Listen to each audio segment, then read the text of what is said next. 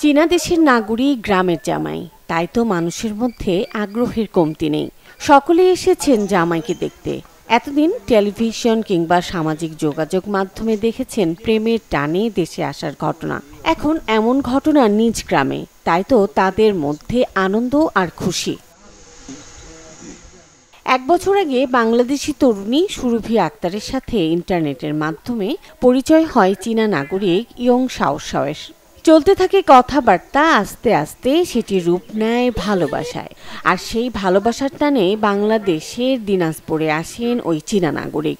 এমনকি সেই ভালোবাসার জন্য নিজ ধর্ম ত্যাগ করে ইসলাম ধর্ম গ্রহণ করে বাংলাদেশি তরুণী সুরভি আক্তারকে বিয়ে করেন তিনি। আমাদের খুব ভালো লাগছে, আনন্দ লাগছে। আমাদের বেটি জামাই মিলে গেছে, একসাথে চলছে ফিরছে, কথাবার্তা, ওর কথা ও বলছে, বলতে তো পারছে না, বাংলাতে কথা তো বলতে পারছে না, ওই মোবাইলে কথা বলা বলি করতে যায়। চাচ্ছি যে আমরা তো এটা মানে টিভিতে দেখছি, কিন্তু ওখানে তো দেখিনি। এখন দেখতেছি আমাদের গায়ে, মানে আমাদের গ্রামেই চলে আসছে, ভালোই লাগতেছে, খুব ভালো লাগতেছে। মেয়ে সম্পর্কে আমাদের ছোট বোন হবে। বর্তমানে ওই দম্পতি এখন দিনাজপুর জেলার বিরল উপজেলার কাজীপাড়া শিমুলতলী এলাকায় বসবাস করছেন।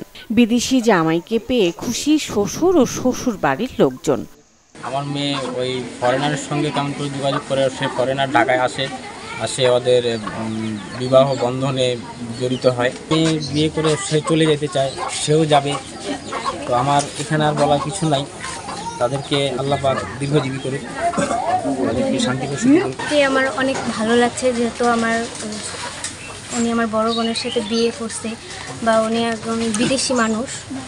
তো আমার সাথে অনেক কথা হয়েছে, যোগাযোগ হয়েছে, সে আসছে। আমিও ভাবতে পারিনি প্রথমে যে সে বাংলাদেশে আসবে এবং তার সাথে আমাদের দেখা হবে। তো আমার ফ্যামিলির লোকেরাও অনেক খুশি আছে তাকে পেয়ে। গত 4 আগস্ট ইয়ং শাওশাও বাংলাদেশে আসেন।